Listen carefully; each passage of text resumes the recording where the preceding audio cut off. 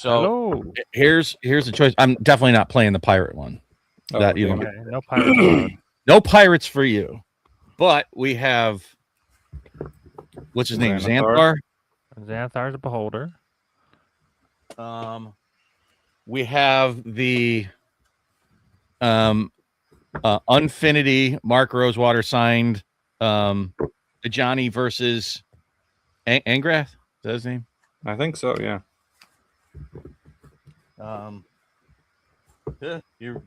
I was hoping you were going to pick one of those, or He needs to see all the choices first. Yeah. Some Nicol Bolas action. Nicol Bolas. So you want me to play Nicol Bolas? Yep. All right, let me get the rest of these out of the way. All right, so Nate, what'd you decide to go with? What's your? You already told me, but tell the stream. What do you? Good job, Dino. What's the play? I decided to play Grub, Storied Matriarch. We're in the Goblin tribe. When she enters, I can return or transforms. I return a goblin from the yard to the hand. And on the other side, whenever she attacks, I may blight 1. And if I do, I create a tapped and attacking token of the blighted creature. And tell me what you were telling me on Thursday about how this deck almost made you think blighting was good. Yeah, like I almost thought blight was actually secretly a pretty decent mechanic, and then it occurred to me that when you're playing with like 2 to 4 copies of things that synergize with it, it's easy to look good, but it's really not that good. That is kind of how I feel with Ashling as well. Ashling feels super strong. And it probably still is. It's probably even stronger if I were like to build a deck around her instead of just like playing with the shit that we have currently. Mm-hmm.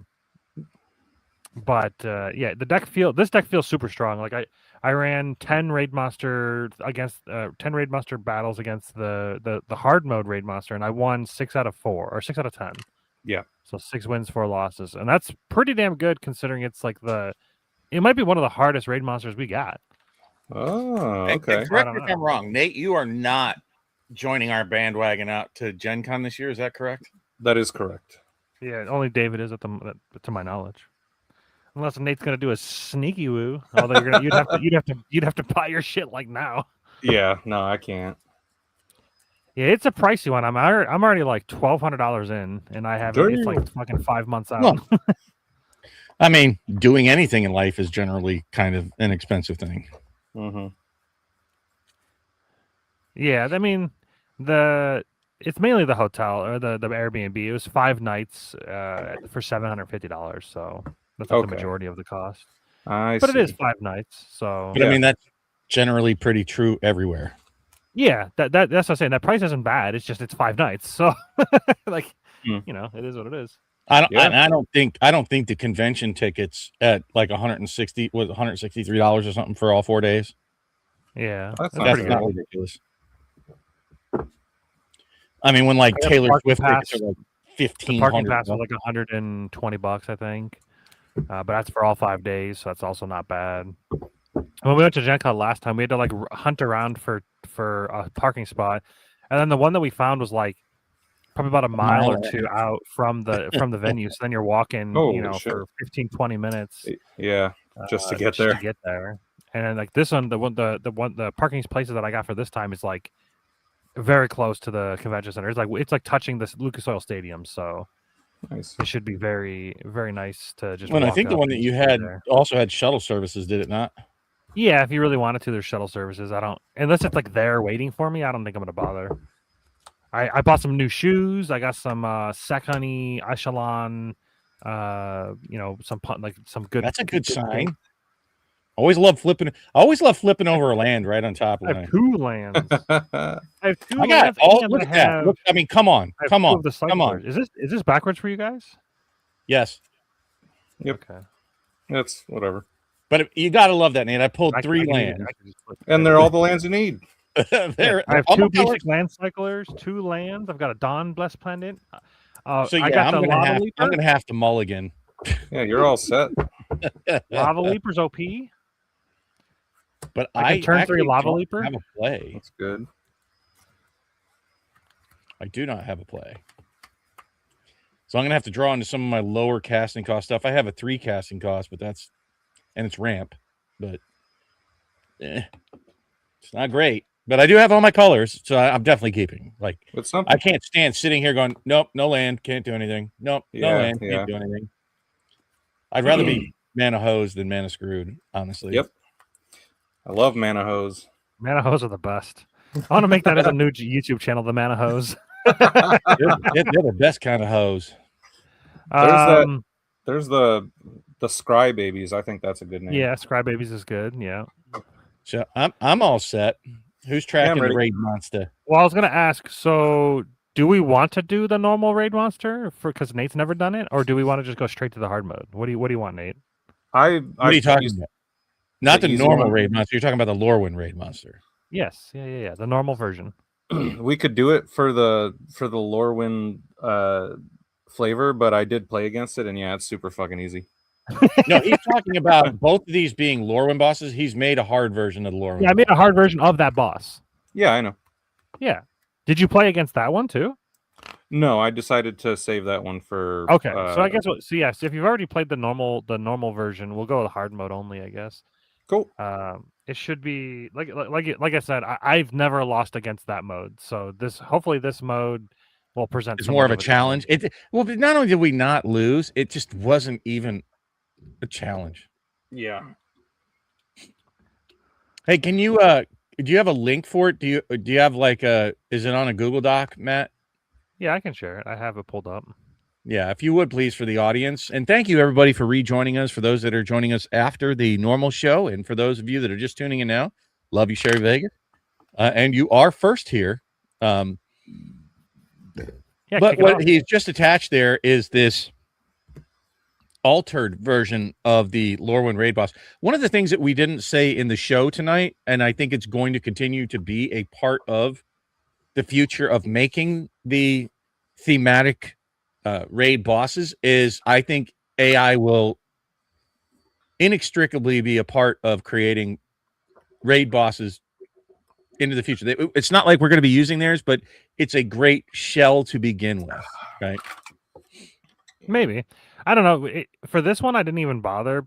I mean, I guess we started off with like the very first mode was like the templated by AI, but then like I tweaked everything else, and I didn't even bother because at the end of the day, it's just like a seed. You know what I mean? And so it's not like you're just playing AI slop, but it's a seed to give us different ideas, and I think that that's probably going to continue into the future. Maybe. I see it being a good. I like it for its creative names that it gave it, I guess. Well, I think it added some creative mechanics, and I think, and the reason I'm even mentioning that is for the audience. So if you want to participate in making your own raid bosses, you don't have to. If you're not a particularly creative person, you don't have to come up with it all on your own. You could go to ChatGPT, and it is helpful. It will help you create. It knows what Commander Raids is, by the way. So I've taught it well, kind of. It can help you begin. Are we, speaking of beginning, are we set here, folks? Are we good to go? Yeah. All right. You're up, Nate. All right. I'll draw. I'm going to follow that up with an Evolving Wilds, and then I'll pass. Busted. I actually almost took out the Evolving Wilds in my deck. Just because they come into the battlefield tapped. OP. And there are a couple times where I didn't want them to come into the battlefield tapped. Yeah. I already drew. All right. I'll play an Island and a Dawn Blessed Pendant, choosing Elemental. Hello? It won't let me. There he goes. All right. Won't let me drag Go over. ahead and draw. Okay, that's a good draw. That's a definite good draw, and I'll play a swamp ass. All right, so that was turn one. All right. Turn two. Draw for turn. And for those of you that aren't aware, if you're just tuning in for the first time, the raid boss, there's a formula, so I'm just going to say it real quick, and that is the turn number divided by 2 rounded down. So on turn 1, it would be divided by 2.5. Rounded down would be 0 dice it rolls. So it will roll 1 die this next turn because it's turn 2 divided by 2, which is 1, rounded down, which is still 1. Boom. All right, so I play Boggart Prankster. Whenever I attack, target attacking goblin gets +1/+0 till end of turn. And I'm done. What's the CMC of your commander? 3. Oh, okay. One of the things that I love about Aisling is she's 2. Yeah, it's like, all right. Super good. Pretty good. I'm gonna do that. I'm gonna play Aisling on turn 2 probably 99% of the time. And then one thing I always forget about this guy, this Mr. Commander or Mrs. Commander, I actually don't even know. She's a Maybe chick. looks like a Mister.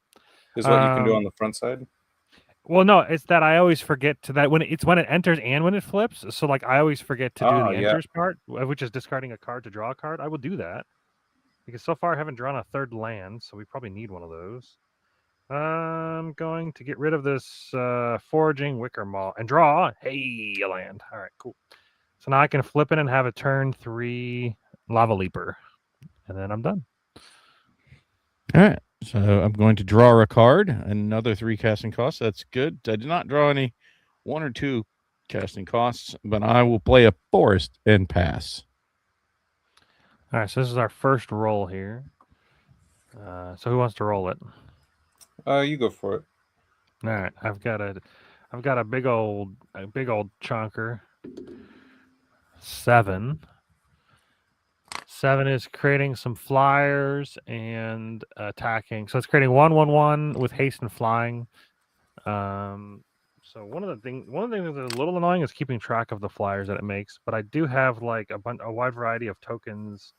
Does the hard mode one not sacrifice them at end of turn or something? Correct. They will continue to attack us if we don't get rid of them. So removal actually matters. Cool. Yeah, so I guess this Kithkin will be tapped and attacking. Right now it's the highest life total, which I think we're all at 40. Yes.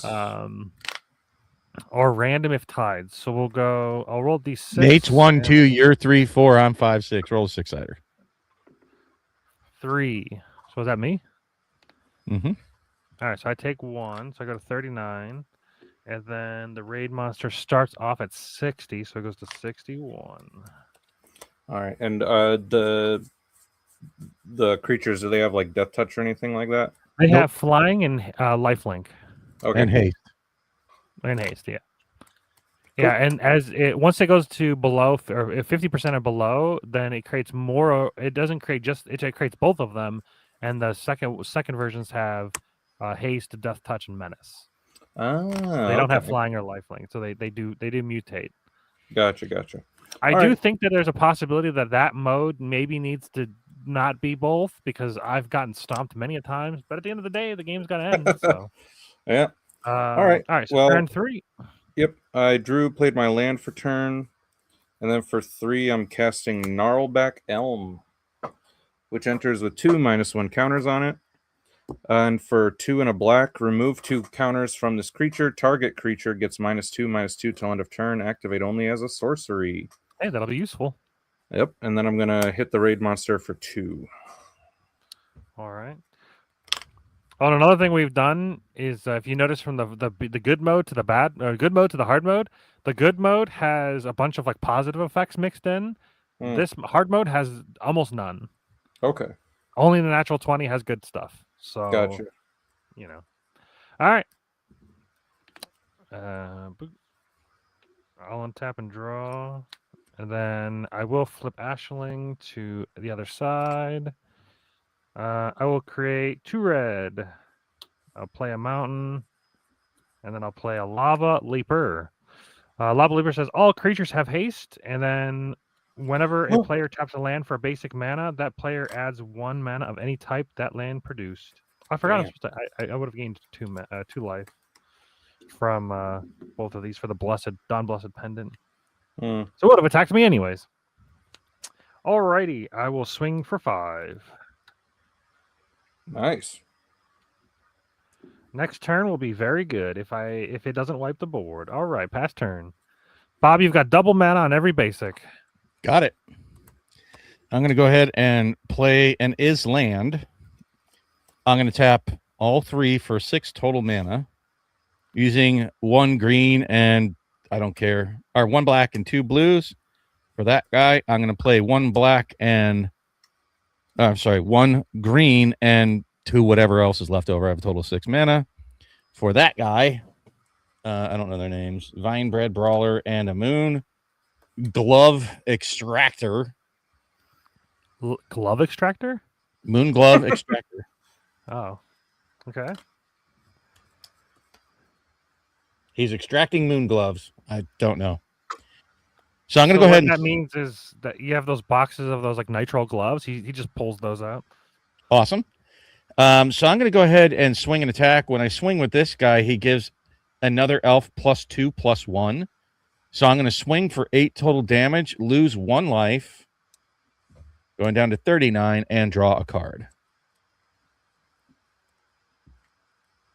So thank you, Lava Leaper. So how much total life? Huh? How much total? I did 8 damage. 8?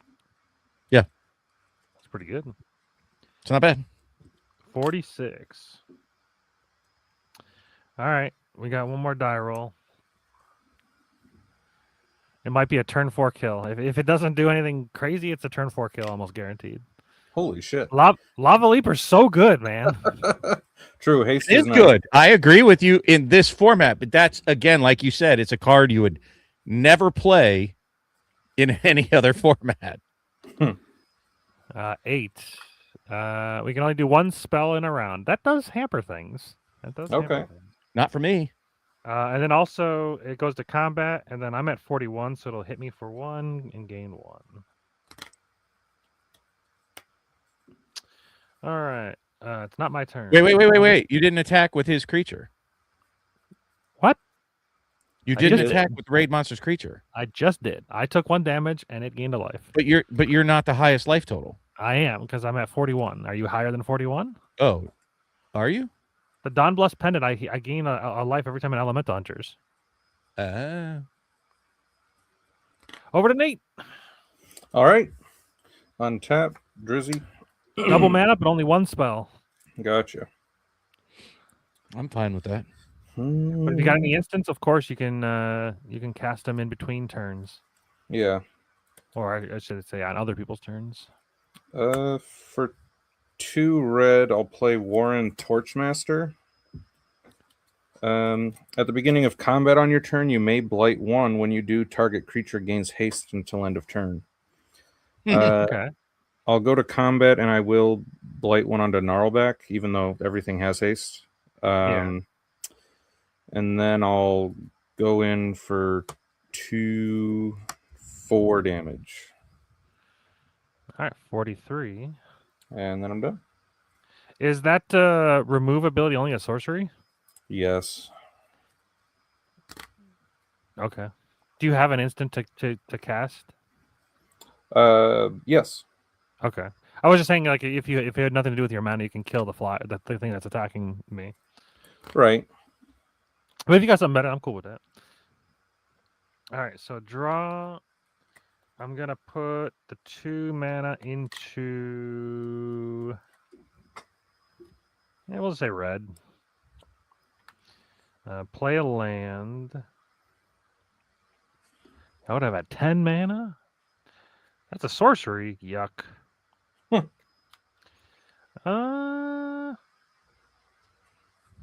Okay, I can do something decent with my mana. I can draw a bunch of cards. Well, 3 cards.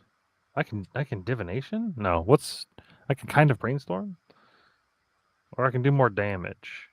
One strategy I found is that if you can't kill the raid monster from half to dead, it's actually more strategic to try to get it closest to death, but not flipped into Shadowmoor. Yeah, that makes sense. So that's what I've been doing. I don't know if it works the same way with 3 people because it's much more health total. Right, it's a little more difficult. So yeah. What is the raid boss currently at? It's at 43. So I can do 11, which still keeps it above half. Well, instead of doing 11, I would the only thing I can really do that's worthwhile is to swing out and hit it, and I would be doing 14 points of damage. I don't feel like we should be holding back. Yeah, there were strategies like that in Slay the Spire for some of the bosses. Yeah. Because if we swing out this. this turn and he doesn't board wipe, it's dead next turn. Right, but if we swing out this turn both and then bring him to below half, then we have probably 50% higher chance of getting board wiped. The moment it flips into Shadow War, it enables a ton of different things that I got it. Want. But I think I'm going to go with the value. I don't know. I guess I'll go with the big card, maybe. More expensive card. Like if playing a 1-drop feels really bad, but it's a good. Oh, I'm not on my turn. I'm not on me. Fluttering Nuisance. I can do the 2/2, and then I can activate the ability with some of the mana. So then I'm using 4 of the mana, and maybe I draw an instant. That's interesting. But I would draw 3 cards, which is decent. I would go to 7. It's either that or I play the Zealot guy, the 6/5, so I can do 6 more damage, and then I flip over a card from the top. I can play it till end of turn. I guess if I want, I can do this, and then I can use the rest of my mana to cycle Stratosaur. Stratosaur. Or I can play a Stratosaur and not attack, and then block the thing that's been attacking me. But it's only 1, so who gives a shit? All right, I think I'm going to go with the card draw route. We'll go 1 there. And then we'll activate the ability to remove the Blight counter. So now, whenever a creature I control deals combat damage to a player or planeswalker, I draw a card. So we'll swing with a total of 5, 6, 7 damage. So it goes to 36, and then I draw 3 cards. I drew an instant. It'd be really helpful if you took black crayon to that thing. Yeah. And I can also just swap it out for a better one. I still can't read those.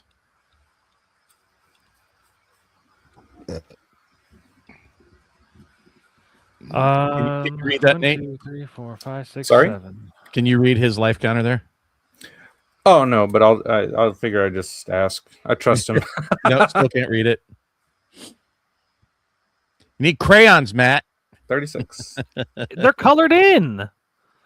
You can't see it on camera. You can see it there, but yeah. It's printed that way. Actually, you have it on 47. No, I have it at 36. No, you have the pointers with the arrows. Yeah, I don't use those pointers. Those pointers are retarded. They should be at the top. They should be at the very top. I need to. I want to edit this and change it. Anyway, I'm done. I passed the turn. It's at 36. It's at 36.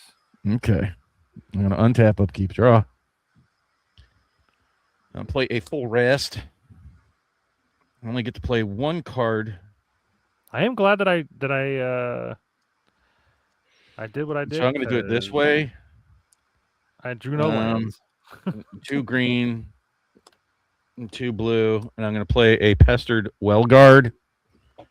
And I'm just going to swing with these 2 for 5 damage, creating a 1/1 blue and black fairy. I'm going to cycle this for a basic. Hold on. Not done. So it creates a blue and black fairy. I also lose 1 life down to 38, draw a card, and I did 5 damage. And I'll pass the turn. All right, 2 rolls. I'll do one. If it didn't limit the number of spells, I think it would have been a turn 3 kill or turn 4 kill. Lava Leap are too good. Needs to be banned. I'll roll 1. It is a 20. Okay, so generic spells are reduced by 2 for the next turn. What does that mean? So like the generic cost of spells are reduced by 2. Oh, no shit. All right, I got a 6. Creates some more dudes. So it creates 2 2/2s. All right. 2/2 flying lifelinkers. I have 38 life. I have 40. I have 40. All right, so we'll do a roll off. I'll be 1, 2, 3. You'll be 4, 5, 6, 5. All right, so it continues to attack me. So I'll take 5. It'll gain 5. playing the game.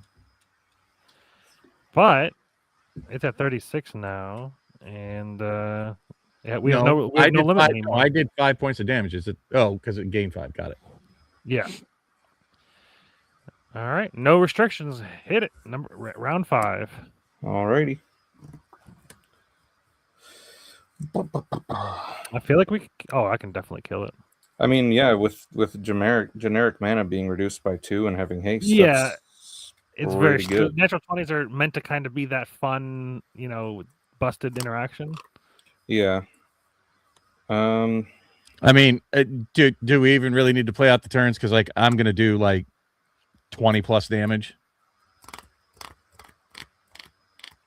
We got to kill the raid monster somehow. Well. Okay. All right. So I'll make 2 red. Use 1. This enters with 2 -1/-1 counters on it. For 1 and a red, I can remove a counter from it. Target creature can't block this turn. I'll make 2 black. I'll use 1 of it for another Boggart Prankster. I'll use the floating black and red to remove a counter. I'll use the other 2 red to remove the last counter.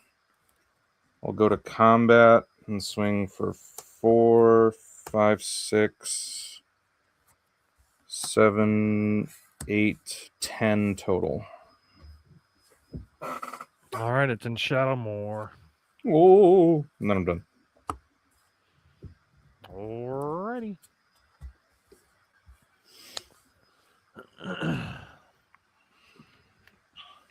I will make 2 red.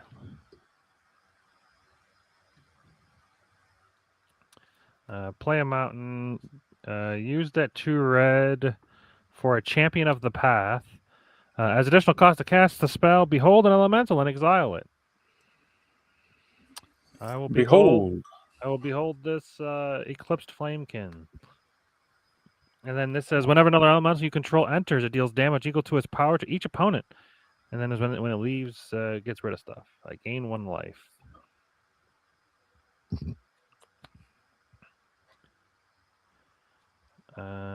Tap for 4. I'll have 1 floating for a Stratosar. Stratosar is a 3/5 that when this creature enters, target creature gains flying until end of turn. It's a 3/5, so it'll do 3 damage when it enters to each opponent.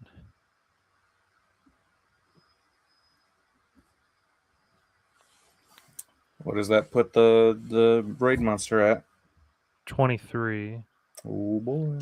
I'll use a red and Burning Curiosity. I will blight my Ashling to exile the top 3 cards of my library, and I can play them until end of turn.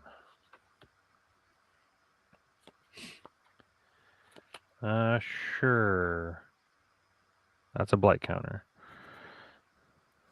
I'll play a Kolrath, the Mystic. It'll do 2 damage to the raid monster.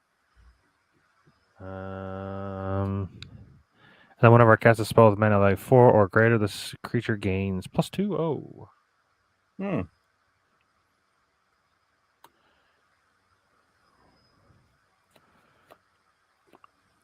I'll tap this. Oh, I guess I would want to blight this guy because it makes it with the has the ability to draw cards.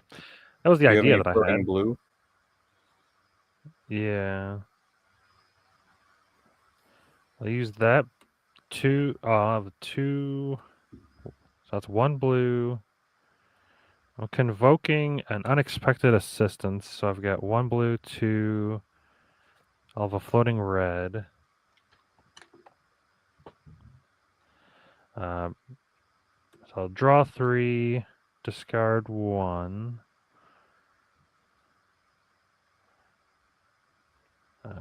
Yeah, sure. Discard Glamour Gifter. And then this guy will get +2/0 and Vig. Nice. And Bob, what's your creature that pumps creatures when you attack? The Vinebred Brawler, but it doesn't pump creatures, it pumps elves. It pumps elves. What's the largest creature on the battlefield right now? That one. Well, mine. Yeah, I have a 4/5. I have a 4/2. 4/5? Is it a goat? It is a giant warrior. Close. I have no goats. Anybody got any goats? No goats. No goats, no changelings. All right, I'll goat nap the largest creature on the battlefield. So, I guess the 4/5. So I'll borrow that. So then I'll swing for 4, 8, 9, 16, 19, 21. Does that do it? That's exactly what it is. Oh, nice. Oh, actually, this is higher than that. This is +2, so it's 23. I forgot about my +2. I almost took this guy out, but I'm like, that's the whole purpose of the deck is the cast 4 drops are higher. Yeah. Yeah, I'll be right back. Turn 5 kill. Bada bing. The hard mode Lava Leaper too good. I feel like every time I've gotten Lava Leaker or Lava Leaper or Collective Inferno, both of those have just been game enders. Yeah, they're both really good.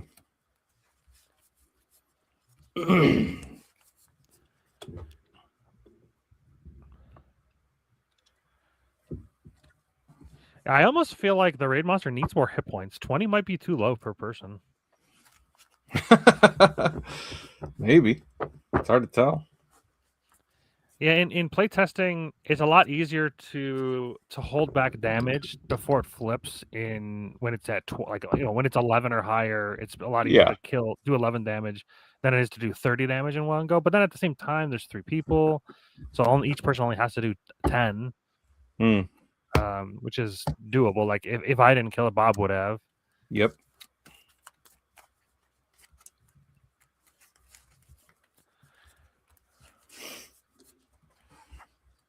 So that was a turn 5 kill with 3 people. So that's, in my playtesting, my turns were, my first game was a turn 5 win, second game turn 4 win, third game turn 8 loss, fourth game turn 5 win, fifth game turn 7 loss, then a turn 10 loss, a turn 4 win, turn 7 loss, turn 5 win, turn 6 win. Wow. But I think it's kind of misrepresentative because you're not playing with multiple players. Yeah, the whole purpose of the raid monster is to be able to be scalable, so it has to be play tested in a different. No, I agree with you, but I'm saying that I think that those numbers are a little. I don't know. So far, we're on par with the very first play result. My first one was a turn 5 win. We just did turn 5 win. So well, but we also held back. I don't think that would have. I think if anything, that would have hurt us more. Well, we got a natural 20. Okay. The natural 20 is really what did it. There's a chance that that helped a lot. Yeah. So crazy. Yeah, I'm good to keep this hand. Yeah, Are we shuffling up the order? Yeah, let me get a starting hand first. Is there a Lava Leaper?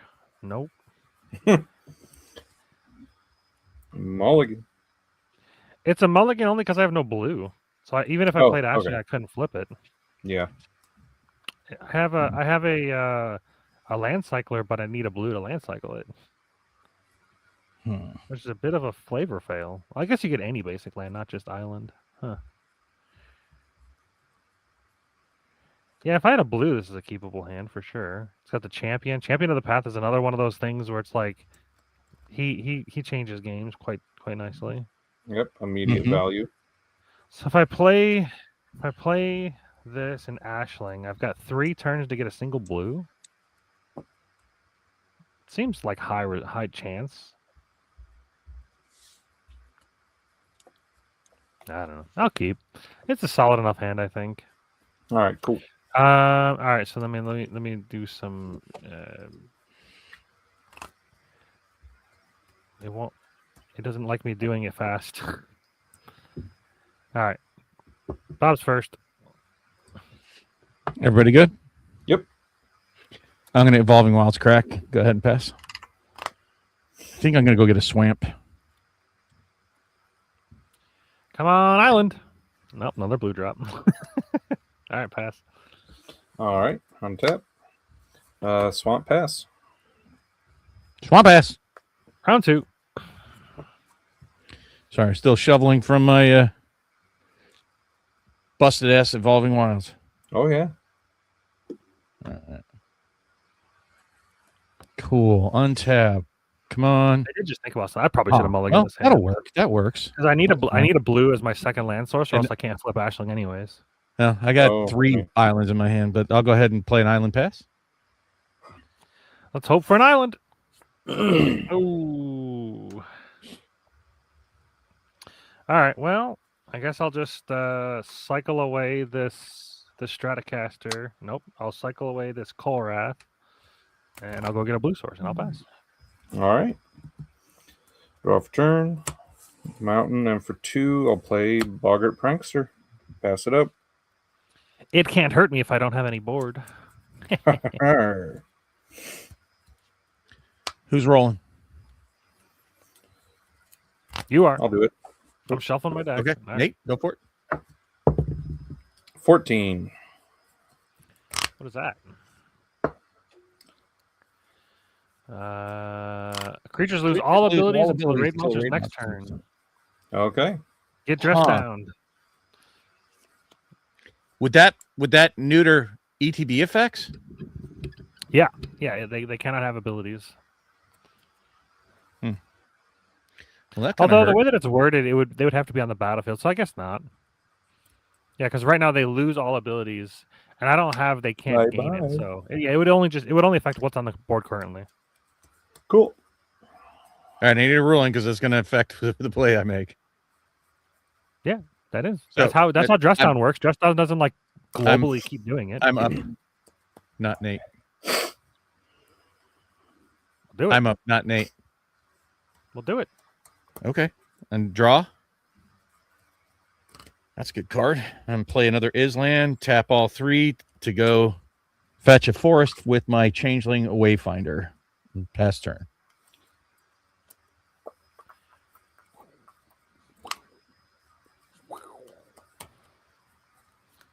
Island. I'll play an Ashling. I'll discard. Puts it into my hand. I'll discard a Squawk Rooster. Hey, a blue source. Then I'll pass turn. Alrighty. Untap and draw. What kind of sound would a squawk rooster make? Swamp. Probably some kind of mix between like a duck or a goose and a chicken. So kind of like a Canadian goose. Yeah. Honk. For 3, I'll play Shadow Urchin. When it attacks, I blight 1. Whenever a creature I control with 1 or more counters on it dies, exile that many cards from the top of your library until your next end step. You may play those cards. And then I'll attack for 2. 58. Raid monster. I'll give it a roll. 1. So we discard a card and mill 2 cards.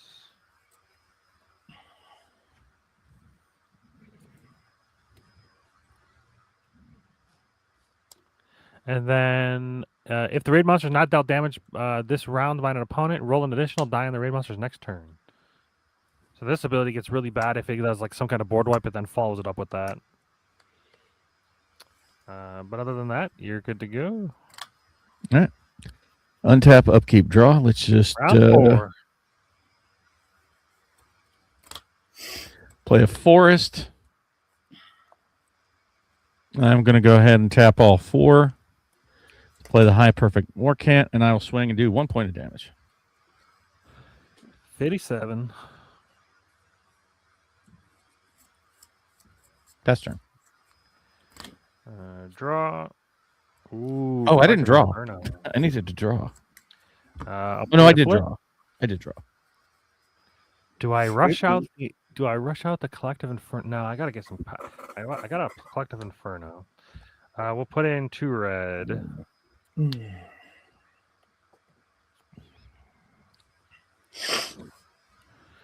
All right, I'll play a Champion of the Path with a true red from Ashling and 2, and then I'll champion this Summit Sentinel Elemental Soldier. When he dies, draw a card. Okay. So much. I've got the combination of Collective Inferno with my Champion of the Path. Oh, next that's turn, nice. so it's a juicy one. I'll swing 1. And I'll have enough mana as long as it doesn't kill us. Cool. Untap, draw.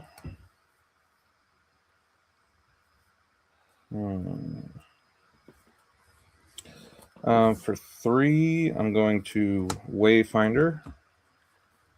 All the way. Wayfinder. Get a mountain. Then I will go to combat. I'm gonna hit the thing for 5 and blight the Wayfinder. And pass turn. Get him out of here. All right, Bob, roll it and then your go. 7. It's gonna create some dudes. So it creates 2 2/2s.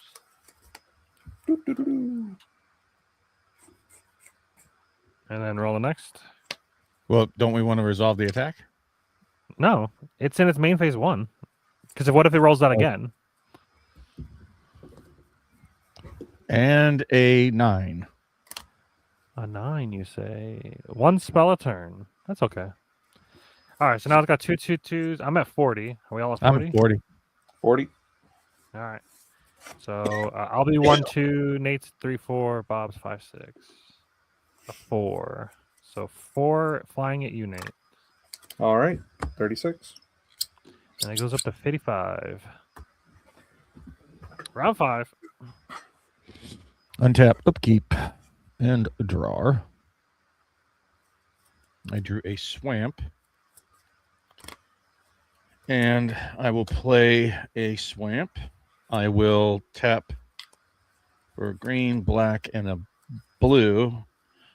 Playing a Morkant's Loyalist, putting a -1/-1 counter on one of the creatures. And now all my elves get +1/+1. And I will swing at it for 7. Nice. Pass turn. It's down to 48.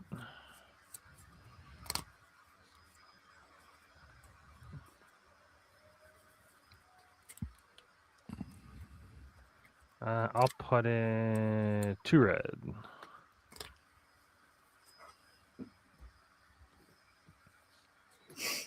And then I'll play a Collective Inferno naming Elemental.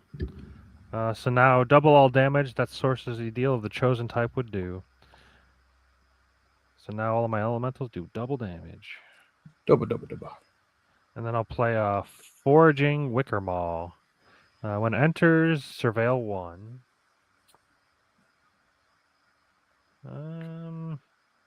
That's pretty good. I'll leave it on top. Combo.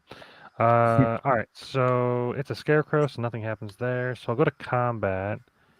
All right, so right now, half is 30. It's at 48, so I can't. So that's fine. So this will be 14, 16. It's down to 32. Okay. Now, there's So a. you can only do 1 damage to it if you want to keep it above. If you don't care, then you just swing all out. Okay. It has one of the elves there has a counter on it. Is that a -1/-1? Yeah, it's a negative counter, I'm guessing. Nice. Is that what you did? It was a negative counter, Bob? I blighted it 1, yeah. Okay. Mountain land for turn.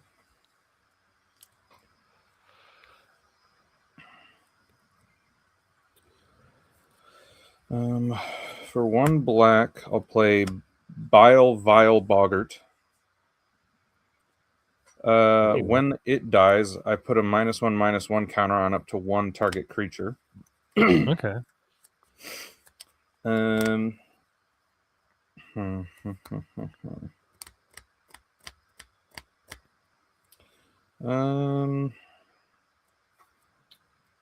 Let's see what happens. I guess fuck it. I'll go to combat. So I'll attack for 5. When this attacks, I blight 1. I'll blight the Bile Boggart. So it'll die. I'll exile the top card of my library, and then I'll put another -1/-1 counter on the one that already has one. All right, So it man dies. down. Yep. And then attack for 5. Yes. 27. And then for 3, I'll cast my commander and return the Bile Boggart to my hand. And pass turn. All right, we've got 2 rolls. I guess I'll roll it. 17. So each opponent creates a changeling. So we create. Oh, we're gonna sacrifice all creatures. So we're gonna create 2 changelings and then sacrifice all creatures. See, if you didn't push it into Shadowmoor, it would have been fine. Well, But we're so basically what the reason why it's creating changelings is because they have whenever you cast. Oh, that doesn't matter. So we're just sacrificing all creatures. But they do have changelings. That's the one quote unquote benefit. But then whenever you cast a spell, it deals 1 damage to you, which is not great. but we are getting those changelings. Yeah, but then we're getting going them to and they're dying immediately. Oh, okay.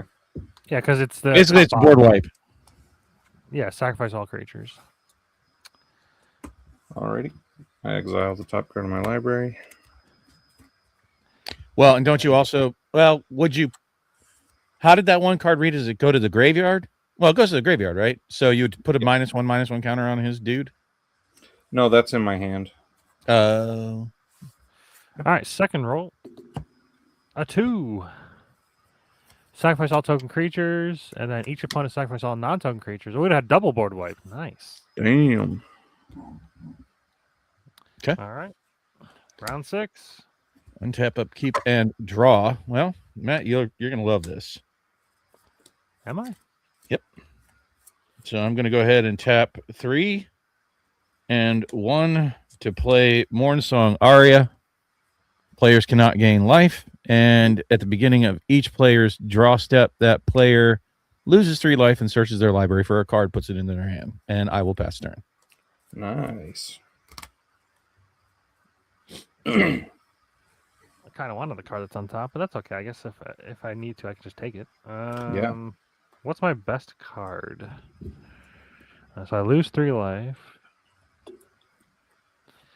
You also can't draw cards, by the way. So yeah. Luckily, a lot of my cards are like exile effects, which is nice. Mm-hmm.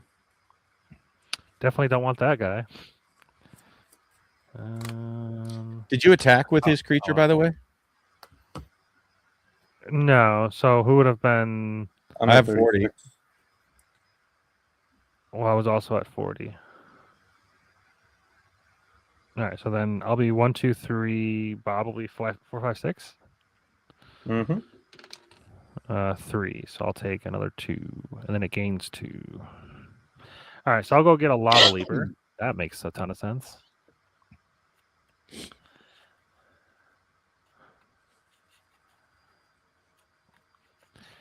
I don't know why that was such a decision. I was like, wait a minute, I should go get Lava Leaper. Yeah, right.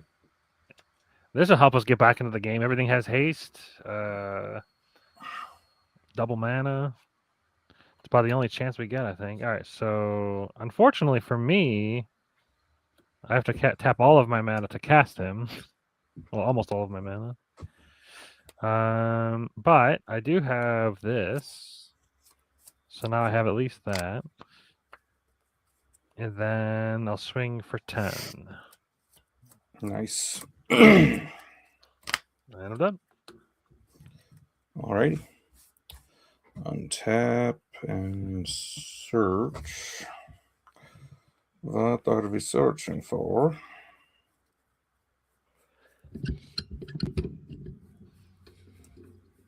Realistically, we can search like the moment after the raid monster does all of its stuff. We really can just all three search for as long as like we're not going to. Oh, that's true. People's top To deck. We speed things technically up, can all yeah. search it, so we have our turns ready. But Yeah, I'll also get a There's- Collective Inferno. hey,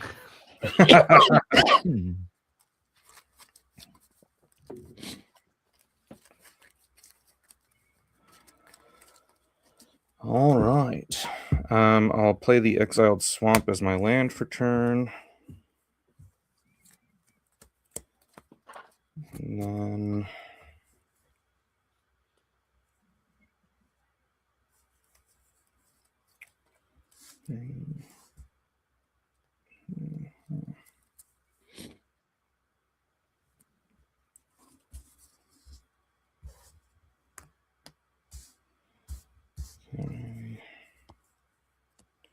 I'll do that.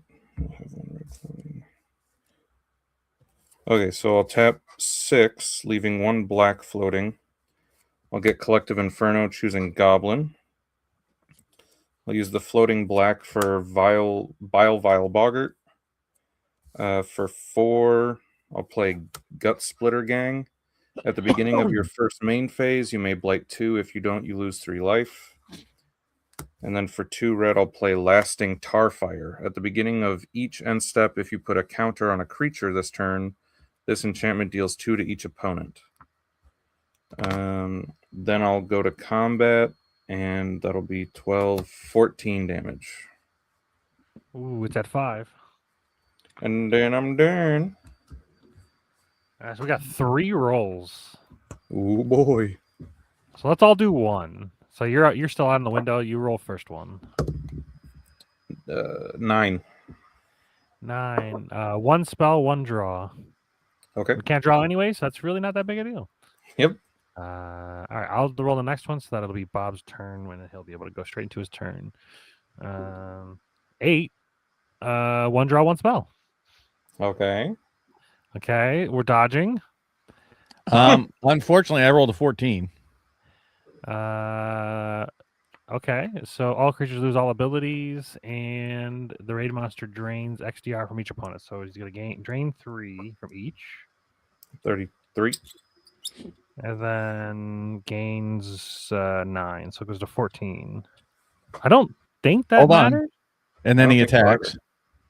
Yeah, and he attacks for 2. I'm at 32, I'm at 33. 37. so 37. So Bob, so it'll gain 2 to 16. I'm guessing you don't have a flying attacker, right? Yeah, okay. Or flying blocker. No. All right. I don't have any creatures. Yeah, go for it. And unfortunately, But that- now nothing has haste, and all of our lands only tap for 1 mana, right? Oh, that's true. They And we don't get to draw, so I have to go search. Yeah, I'll do that now as well. yeah.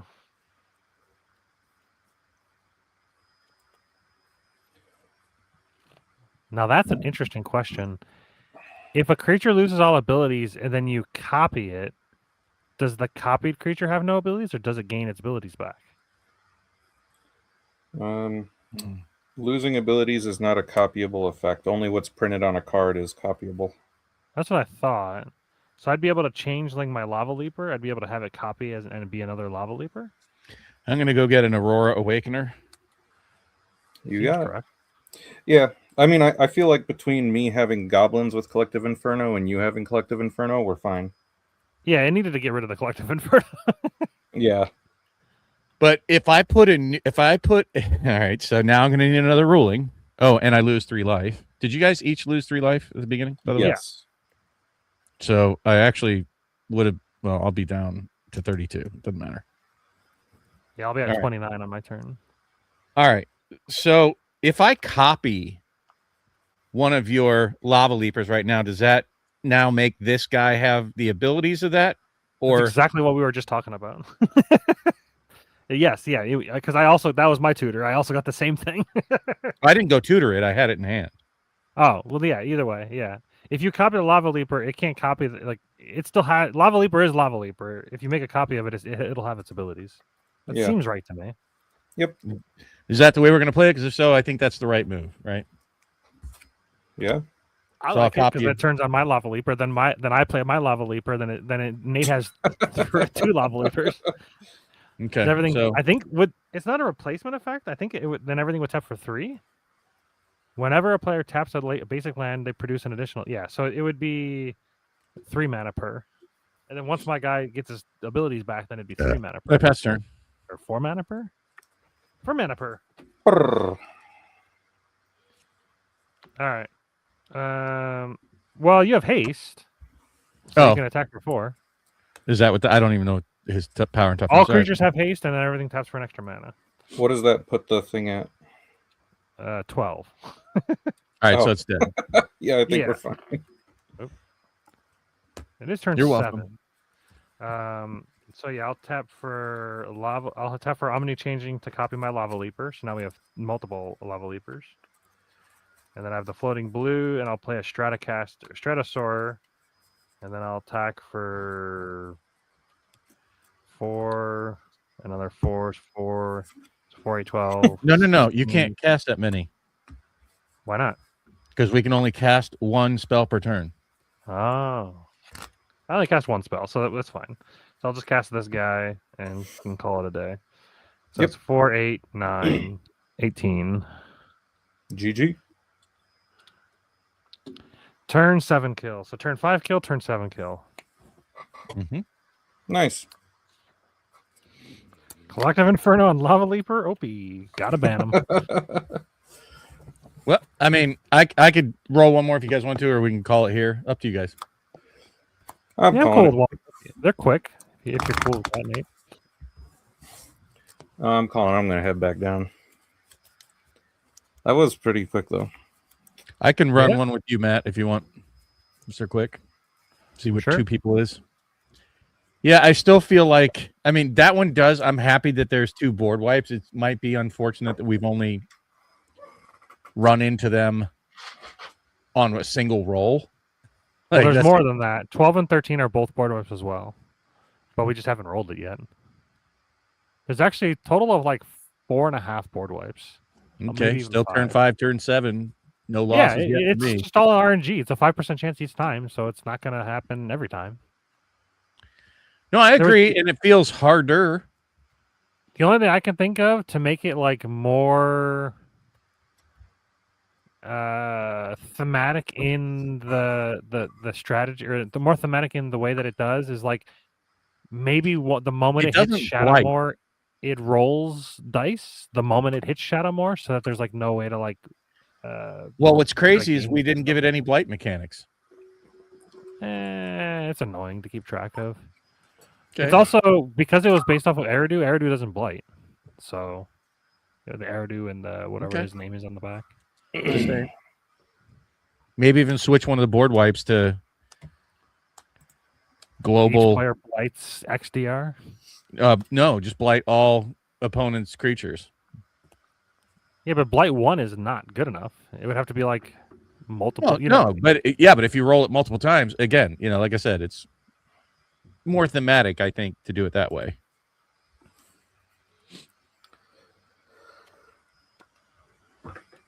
Well, thanks for hanging out, Nate, and playing. Yeah, thanks for Absolutely. having me. Always a pleasure, Nate.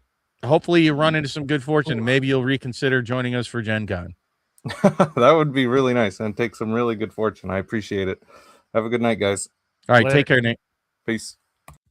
Bye. I'm good. I have a capable hand. I am drawing my hand. I drew a soul ring, finally. I drew an arcane signet. All right, you started off last time, so I'll start off this one. Sure. All right, so raid monsters to 40. Draw for the turn. Play a land and pass. I mean, unless I draw an arcane signet, That would be good. I have nothing to do with that soul ring on turn 1, but And Well, you might as Right, well just now play the there's Evolving an Wild. interesting choice. Do I play the soul ring turn 1 or do I do the evolving wilds to get past the tap thing? I think the smart move is evolving wilds go.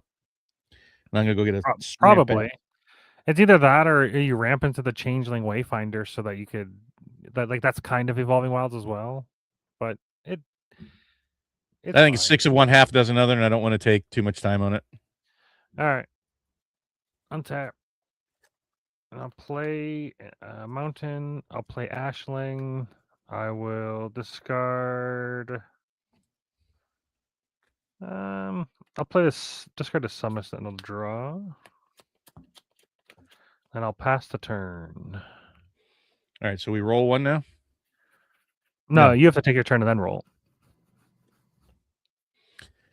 Oh, that's interesting. I think I can. No, I can't. I need this. I need the colors. Damn it. So I'll go ahead and play a forest into a soul ring, tapping 3 into the Wayfinder, and I will go get a forest. All right, while you search, I'll roll it. Boom. 19. We have to stun. Oh, so okay. Here's a funny situation that I ran into during playtesting, and I meant to bring it up in the chat, but I never did. So technically, stunning a permanent does not tap it. It just makes it so that if it were to untap, it doesn't untap. So right, we just need to add the that way? tap. We need to add tap and stun. That's what I'm saying. I was like, we've been playing it the wrong way. We've been playing it the more difficult route. Okay, then tap and stun. Just so on the fly. I'll tap my Wayfinder. I want the manas. Yeah, my Ashling. The 1 damage that she does is not critical.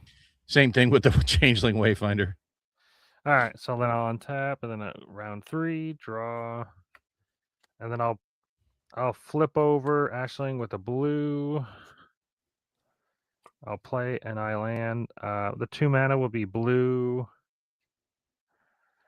I'll play out a Twin Flame Travelers. This is sick for my commander. It doubles the triggers, which is awesome. Well, it's just sick for my deck in general. This Twin Flame Travelers is so strong. If you have a trigger ability of an elemental will trigger, it triggers an additional time. Always a good thing. And then I'm done. All right. Oh, no, he's stunned. I'll remove the stun counter. Draw. Ooh, I like that. I'm going to play that. That's good. Not the play I wanted to do, but I'm going to do that. I like that card so much. And I'm going to go ahead and play the Gathering Stone. And then I go ahead and name Elves. I don't know how else to put that on there, but Elves is what I'm going to name. And then I get to when it enters and at the beginning of my upkeep, look at the top card of my library. If it's a chosen type, I reveal it and put it into my hand. If I don't, I may put it in the graveyard, which I think I'm going to put that in my graveyard. All right. Why didn't they just say, oh, because it's not technically Surveil. It's not as strong as Surveil. It has to be the chosen type. Got it. Yeah, because you don't. Yeah. All right, roll it. 8. 1 spell a turn. I'm actually fine with that. It's a little annoying because I'm getting my Twin Flame Caster double trigger, but it is what it is.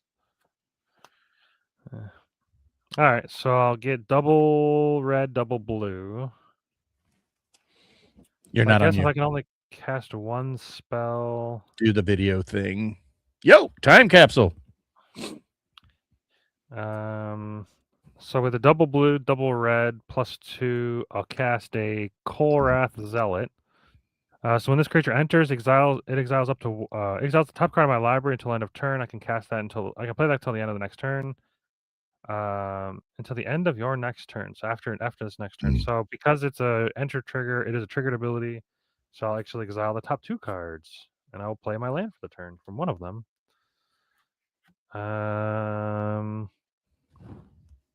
And I can't play another spell. So you can't cycle from exile. That's annoying. All right, I'm done. I have to attack. So I was about to say, why don't you swing? 4 damage. 36. Rock on. Go get him, killer. All right. Over to Bob. All right. So now I get to untap with my 1/1. Let's go, mighty mighty. His 1/1. So or 1/2. Sorry. And it's when is it?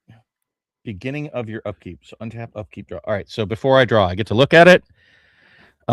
It is an elf because it's a shapeshifter, so I get to put that in my hand. And then I also get to draw a card for the turn, which is the Prisma Basher. That would be a terrible card to play with no colors on the board. So I will play my land for turn, and I will tap because I have affinity for forests. So it reduces sapling nursery cost by 2. I will tap all 6 to put that in play and swing for 1. Boop. Now I just need to start drawing some lands and pass the turn. All right. Roll 1, and then I'll switch to me and roll 1. 7. It creates 2 2/2s.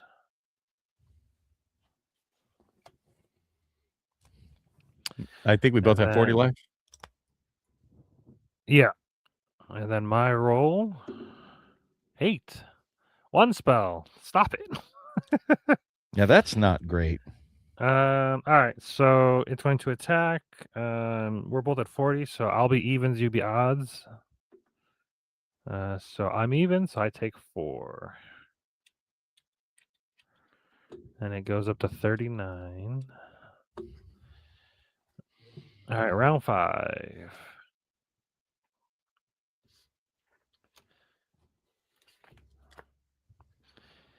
Yeah, it's annoying that it keeps doing the thing, the 1 spell a turn, because I have so much mana. Because I get double blue, I'll get double blue, double red from Ashling.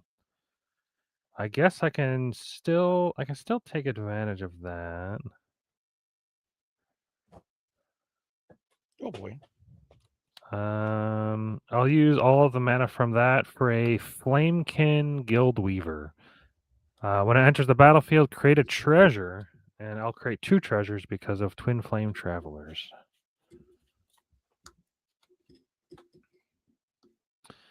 Then I'll go to combat. We'll do 9, 10.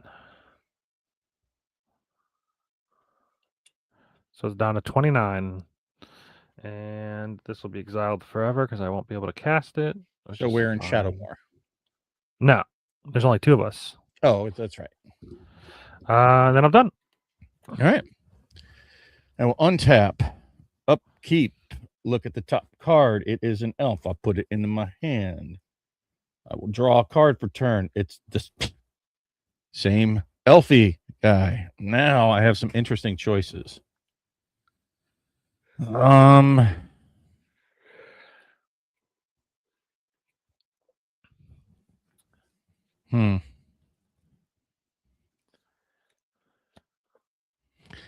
I think the smart play is to do 1 and 2 to play the Vinebred Brawler and swing for 1.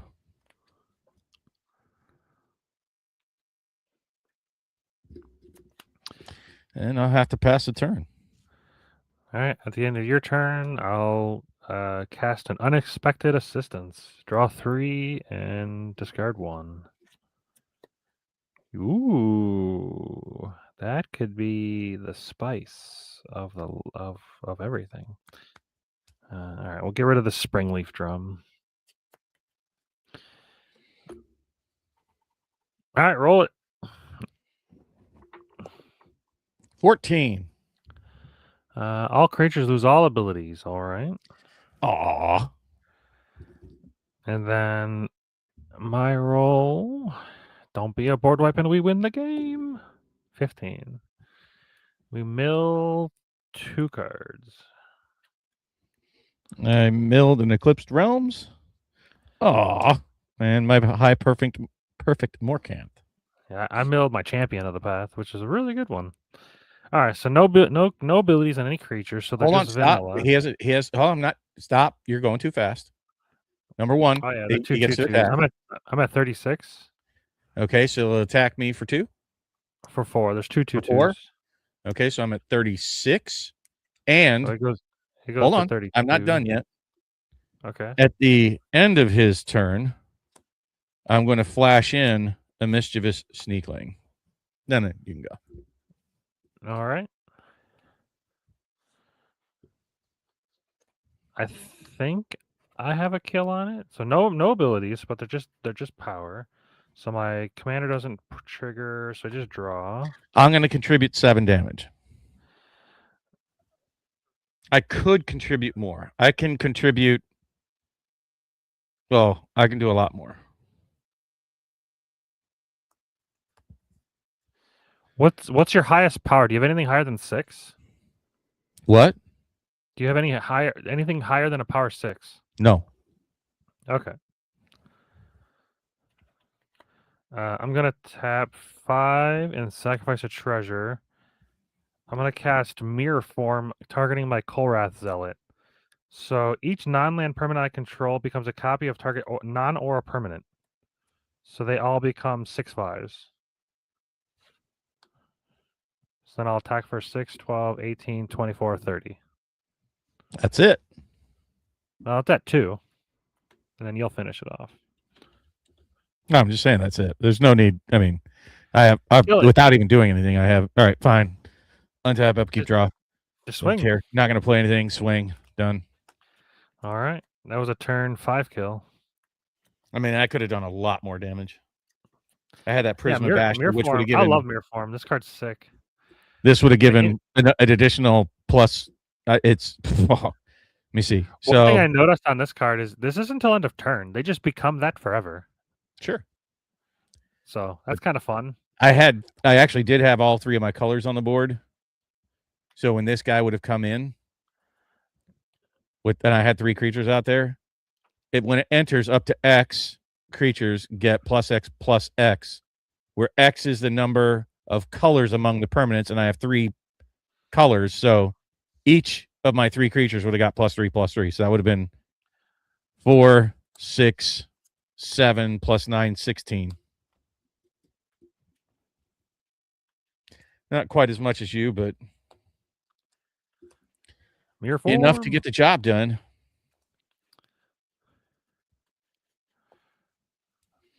So again, 3 for 3 tonight. On the hardest mode. I mean, I don't know how to. I mean, I guess I do know. I know how to make it harder. It would have to scale dice faster, I think, or have more hit points. Maybe if it had more hit points, it would give it enough time to roll more dice. Like we had it at 2, and you probably did. I don't know. How much damage could you have done that turn? Do you think? 16. Okay, so if it had 30 life per person, it would have been 20 more life. So I would have given it 1 more round. And that's where it starts getting. That would have been 3 dice. So maybe because normally in the harder modes we scale its HP better. Right now we've not done that. Sure. So I would probably say that it would have to go 30 per person instead of 20. Bigger question for our audience is: are we going to do this again with 4 players next week, or are we on to the next? I'm enjoying it. It all depends on if Nate can make it, and it also. I mean, technically, has Pat played his deck at all? Yeah, he played it. Yeah, he played it the first week 1. Nate couldn't make it. Week 2, Pat couldn't make it. Yeah, next week will be me. I can't make it. If I had decks still. Yeah, Richie. One of the things that I'm going to be doing most likely, or maybe we'll see, is for channel members. I've got a mode that I'm in the process of cooking up. But hang on, nobody needs a deck. Well, he would need a box. It's a pain in the balls. No, you don't even need to do that. You just need a way to present Moxfield. Sure, if you had a way to like proxy up a deck on Moxfield or make a deck, like I don't know how you would make a Commander Raids box break deck. You'd have to get like a draft simulator or a pack simulator and like simulate 30 packs 30 packs.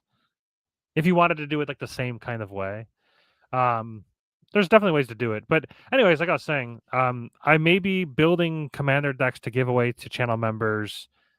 It would only be like bulk commons and bulk rares, but I still think they would be strong decks. They wouldn't be like super valuable, but I don't know, probably in the realm of like $30 to $50. But they would have to be a member anyways. Right, it would be a channel member. So $1 a month, So a Richie, minimum of and $1 per month. then you have a not chance at getting a deck Yeah, for free. But I mean, I like it, and I don't know. Are you seriously not showing up next week, or was that just a joke? that was a joke because I don't know. I mean, it's possible, but so But far, I don't know that. Are we going to have Nate 2 weeks in a row?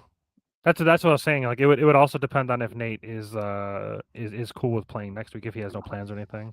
I will like my say deck next well enough for week this is the format. league launch of Path of Exile. So if people cancel, then I'm just gonna play that. But it's only if everybody cancels. But I think we should just go over, since we missed it during the regular show, and this is the free show anyways, that we glossed over the what is WotC getting right. So I think in the next just 6 minutes here, we'll end the stream at 9:30. And I do want to talk about a few things that they're doing right. I think there's a lot of negativity, and even I like some of the things that WotC's doing. Whether people are saying it out loud or not, one of the things I've noticed WotC is doing is that I can tell there are times when their product quality is improving. I have seen sets where the foils are not nearly as curly as they have been in recent past. It Some ain't of this them. set. Well, this set's pretty curly, but this set, I don't know if you know, they're very taco-ish. They're gritty. Yeah, like this is you can already tell like this is in the sleeve still, and it's warped. And it's Well, what warped I'm in a saying really is, strange way. I did bash Lorwyn on that front. I think it's a great set, but the actual paper quality, like even the ones that just regular cards, not the tacos, I don't like that newspaper feel on the cards. I think it feels cheap. And remember when you were poking the card and it just like pops like one of those things those little fidgets that's you stick really on a desk weird. pops? Like, it's the card quality on Lorwyn is bad, but that's not what we're saying. I'm saying in general, I think that they've begun to start focusing on quality a little bit more. Lorwyn was unfortunately terrible for quality, but even as bad as this Spider-Man set was, I think the quality of the cards was perfectly fine. I think that the Avatar cards were perfectly fine. I don't remember people complaining at all about the quality of the cards in Edge of Eternities. I don't remember them complaining about, and I don't have any complaints about the Tarkir Reborn. What's it called? Tarkir Dragonstorm? I think the card quality was fine there. Now, I did not participate in Innistrad Remastered, and was there one after that? Was Aether Drift after Innistrad Remastered? Yeah, Aether Drift was after. Yeah, I wouldn't know. I didn't open it. I own 0.0% of Aether Drift. But I'm saying that the quality, it seems like they have begun to turn the corner on that, though Lorwyn was a giant step backwards, in my opinion. What do you mean? We did a box break for Aether Drift, didn't we? No. I don't own any Aether Drift at all. I have no Aether Drift cards. I think you might have broken a box of Aether Drift, and I picked a different box, like maybe Dominaria Remastered or something. Oh, that might have been that was before we were doing all of one box or all of one set. I've noticed that at least it's trending in the right direction. We'll have to see what happens with TMNT. I kind of want to do a box break of TMNT, but nobody else is on board, so I've kind of just been holding out. I'm okay with it, but it can't just be you and me, right? Yeah. And I said I'd even be down for it at the $120 value, because I maybe at 118, Rudy will do those. Fine, I don't care. Well, he did his sale and he didn't sell out, which is hilarious to me, because he was charging $124 a box, and he was like, "This is super cheap." It's like, well, if I go to MVP, it's cheaper. We can get it cheaper on Game Nerds, and that's free shipping and no taxes too. So whatever. Yeah, MVP right now is do they have it listed still? They still have collectibles. Oh, you had it at 124 there. 124.93. Yeah. Yeah, it's cheaper on Game Nerds slightly if you buy the case. It's not by the box. Anyways, it doesn't matter, and I would have been down for it, but I don't want to do it if it's just you and me. Like, we'd have to have somebody else. However, this is getting into the positivity aspect of it. I'd like to keep it a bit positive. We're going to go overtime. The second thing that I would like to bring up before you start talking is that from a meta overall sense, I think that even with the Universes Beyonds, and maybe because of it, Magic is more relevant today than it ever has been. They're definitely, from all accounts I'm hearing, bringing in more new players to Magic, and I'm talking about paper Magic, not even just Arena. So whatever they're doing regarding that is, I think, a positive if they're bringing in more people into Magic. Like, no matter how you feel about it, there are definitely an increase in players. You want it, Bob? Huh? How much Get a is whole it? case. $189. No. It's cheaper than what we paid. We paid $51 a piece. This is what, $11 cheaper, $12, $14 cheaper. I don't want it either. I don't want 4 of them. I just want, like, I don't know. It might I be want worth 2, 4. one to open and one to keep on the shelf. It might be worth it, but I don't know. There's a lot of But good cards in there that are only Commander only. sure, but they'll reprint those eventually.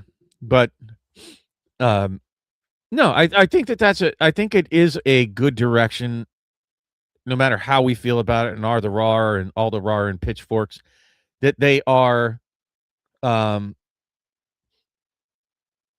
they're doing things with the intent of increasing the player count. I have one more, but I'll let you get in there if you want to. I mean, we can go a little over. It's fine. I'm good. You're not going to say anything positive about the direction of Magic? I mean, I don't. I think TMNT is good. I don't know as far as flavor wise. I don't know, like, if it's like flavorful. I mean, there's pizza everywhere. That seems to be on board with. I don't mean just TMNT. I'm talking about just in general over the past year or two. I feel like they're definitely heading in a much better direction than they were under Cynthia Williams. Sure. Yeah, the print runs are tighter and lower, which makes the cards more valuable. It makes it not dive to 0 and fuck over every store that buys them and orders them and has to, like, liquidate. So, like, that seems to be a better model. At the very least, they're withholding some. If they are still printing the same amount, they're withholding the supply and then, like, trickle feeding it, which is probably what it's better to do for the market instead of just dumping everything all at once. So that seems to be better if that's what they're doing. Or if they're just printing less, that's also fine too. I think the special guest is interesting inside the TMNT. I think there's less special guests overall. So, like, when you buy a collector box, apparently every collector pack has 1 special guest guaranteed. So, like, if you buy 1 box, you're almost guaranteed to get at least half of the special guests, which is interesting. And there's a lot of good special guests. So I don't know if that's going to tank the value of those cards, but you could get repeats. But sure, that's what I said. You're almost. They also have the special guests in the play boxes. They're just not foil. There's no special versions of the special guests in the play boxes. So you at least still have a shot at some of them. They're not every pack, but you have a shot at it in the play boxes, which I think is also a nice thing. But even beyond that, like, just the tournament seems, you remember, like, that didn't come back until what, sometime during COVID, that they got rid of the Pro Tour and then it came back. I think that's a good thing to have, the Magic Cons, the Pro Tours, something extracurricular outside of just LGSs, outside of just kitchen table Magic. It's nice to have an actual legitimate scene where people can go and play Magic in public with other people and meet new people. I think that's good that they brought that back. I think it was a mistake when they got rid of it. I would like to see the return of an actual core set. I don't like this Foundations thing, and I definitely don't like that it's in 5 years. I think that's a mistake. I like that they are unbanning things for Commander. That's sort of a newer thing. They generally have not unbanned much over the years. So I think that's a positive. Yeah, the committee that they made was a good thing. It's a positive. Them rotating people in and out of the committee gives a refresh of people each time, which is nice because times change. People's opinions can change. It could cause a little bit of whiplash if, like, one parts of the committee was like, we want this card unbanned, and then the next committee comes in and maybe they want that banned. So it could cause whiplash if that happens. Hasn't happened yet, but if it happens, it could. There's a couple, like, the game changers. I don't know if it's a super big hit, but, like, Hullbreaker Horror not being a game changer is kind of mind-boggling to me. Hullbreaker Horror is, like, it's almost backbreaker. impossible to deal with. So, it's weird that it's not a game changer. So there are cards that are like, if you care about the game changer list, whatever. But either way, yeah, overall it's interesting. Biorhythm being unbanned, I don't foresee it doing anything. And as I said, Lutri has not been making any waves whatsoever with its unbanning. I saw somebody play a Lutri as their commander recently, so at least it's seen play. But like I said, them unbanning these, I don't want to go into the negative. That one I have a bash on with exactly what they've unbanned, but the fact that they're willing to unban stuff, I think that's a net positive. And it makes cards not be dead forever. Right? Like, once it hits the ban list, forget it. It's never coming back. That whole concept. So, like, all these mana crypts that people have bought, and what I mean by that. So, let's say all the mana crypts, all the jewel lotuses that people bought over years past and have paid a lot of money for those cards. Let's not shit ourselves, right? And there's at least the possibility of those being unbanned now. Until recently, they really haven't unbanned much. I can't recall any that got unbanned, but it's good that they are unbanning more. And they didn't ban any; they just straight unbanned, 2 cards. I think they were nothing burgers, but they unbanned them, and that act alone, I think, is good for the game overall. Yeah, they're using good data. They probably have more access to data than the committee had before. The rules committee. So like at least they have not only data from surveys and from people emailing them in Discord, and they have like a lot of different avenues for data.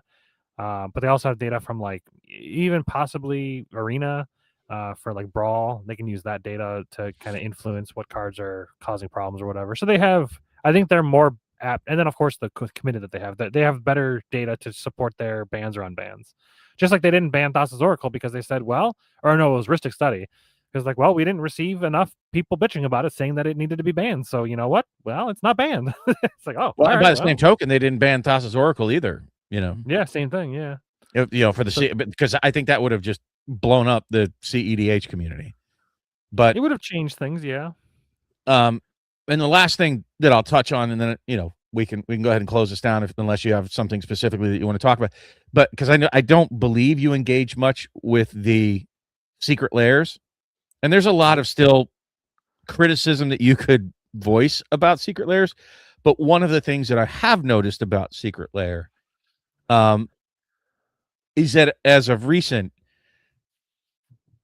you've had a much better chance of getting in and actually buying one. We still sit there in some queues, but the queues haven't been as bad. And even when the queues end, it's not kick you out and tough shit. You sat here for the last hour and now you can't buy any. So whatever's being done there, it's been better. It's not been great, but they're making improvements there. Whatever the model is, whether it's print to demand or I don't know, but whatever it is, it feels better. Like I literally, for the last 6 months or maybe year plus, I know at least ever since remember the Marvel Secret Lair drop? Yeah. That was a giant shit show, getting in and trying to get your hands on that. And it really did very wonky things with the prices. And if you look now that it's normalized, they're pretty reasonable, folks. Like even if it's $100 for a secret lair, okay, you're getting 4 cards. People pay $100 for a single card. But it was a shit show the way that it was managed, right? And for a lot of secret lairs after that, they even started doing live shows like DJ Longhair does it and say, and literally it's a stream on launch. Will I actually get one? And Joel does the same thing. I don't know if he does those streams as well to see if it's going to be a shit show and he can actually order some. Yeah. And the last 2 secret lairs, the big ones, they got in and they got them and they were available, right? It took a little bit of time, but the net result was, they got them. And we've been able to go in and buy up to a day or 2 afterwards. You could get the majority of the products, and it's been an improvement. So I'll say work still needed, but a thumbs up that they're heading in the right direction with what they're doing with this management of the secret layers. So there are a number of positives, I think, that WotC, or at least from Magic the Gathering, that are still out there. Yes, there are many complaints, but I think we need to have some voice and give some support and recognize some of the things, even though they don't come out and say it publicly, for some of the things that they are beginning to get right. And I do feel like it's better leadership, at least at the Magic the Gathering level, or maybe the WotC level, for the stewardship of it. I don't feel like they've made the reprint engine absurd at this point. Like most of it's in the, special guest slot is where most of those come, either that or a secret lair, which is very controllable. It's not out of control like it was before.